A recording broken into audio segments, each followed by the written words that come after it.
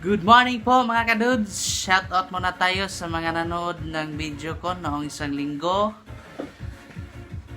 Thank you po sa lahat ng nag-subscribe at nag-views.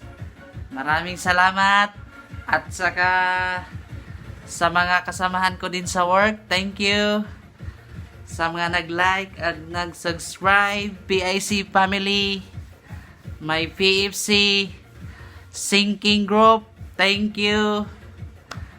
At saka dito tayo sa shoutout sa ating mga viewers sa Lindayaw family, sa Pabiliar family, at sa Picore family na nandyan sa Davao, yung cousin ko. Salamat. At saka yung hindi ko na-mention, thank you sa mga sa nag-view. At saka pag-uusapan din natin ngayon kung just a little experience nung ako'y bata pa mga kadudes.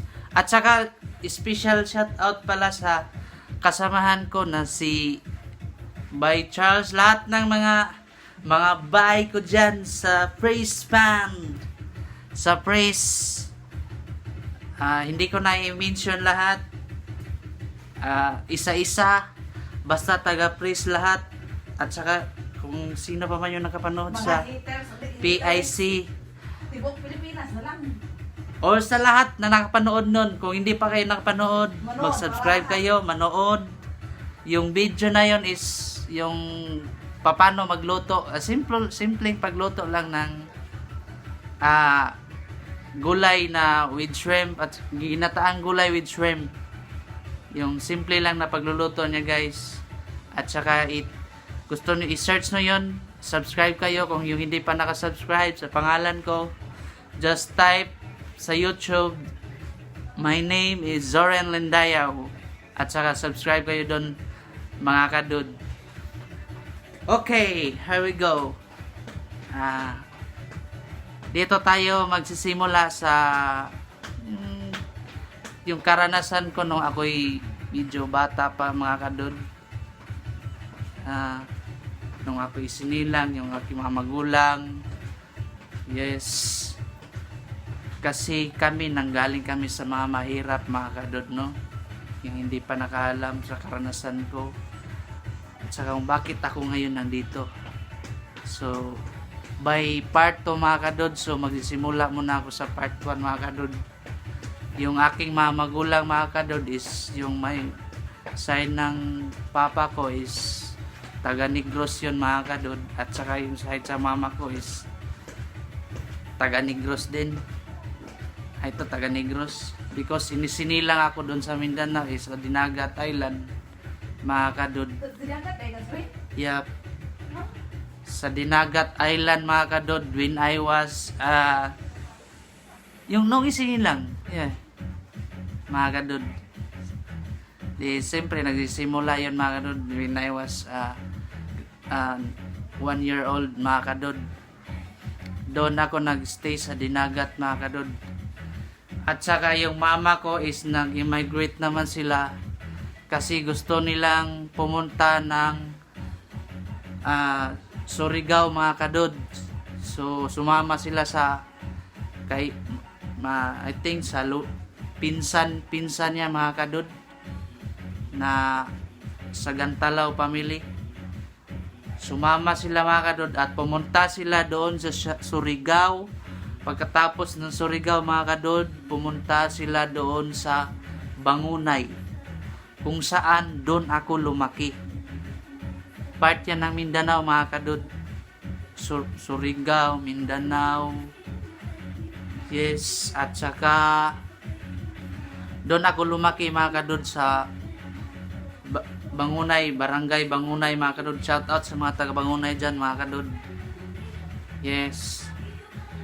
Sa Bangunay, sa mga best friend ko yan mga kadod. Makapanood kayo nito mga kadod. Mag-message lang kayo dito at saka i-shoutout ko lang kayo.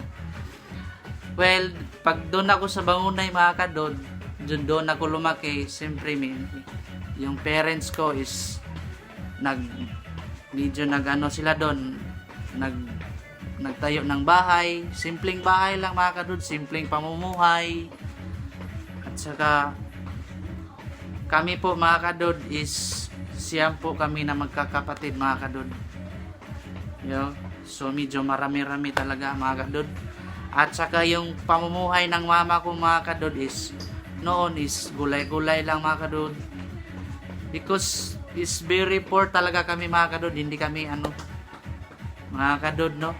Gulay-gulay hanggang ngayon, gulay pa rin. Hanggang ngayon tumandang gulay pa rin mga kadod. Siyempre joke lang.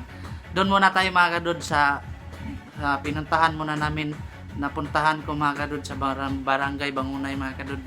Doon ako lumaki, doon ako nag-elementary hanggang sa nag-high school mga kadod. At saka pag immigrate ko ng college mga kadod, nag-working ako hanggang sa nag-working ako mga kadod pagka-college ka kadod. Pero it's a long process mga kadod dahil hindi po talaga hindi po talaga madali ang buhay mga kadod na pinagdaanan ko mga kadod, no? So first step muna tayo mga kadod doon sa barangay Bangunay. First nagtayo ang parents ko mga kadod, no, ng bahay. At saka nagtatanim kami ng palay kasi yan yung first na pamumuhay namin doon mga kadod, no. So when I was a young mga kadod, when I was 2 years old mga kadod, ako rin tumutulong na din ako sa mama ko at sa papa ko doon sa bukid mga kadod, no. Sinasama nila ako doon magbungkal, magtanim ng gulay. Yan yung first na pamumuhay namin mga kadod.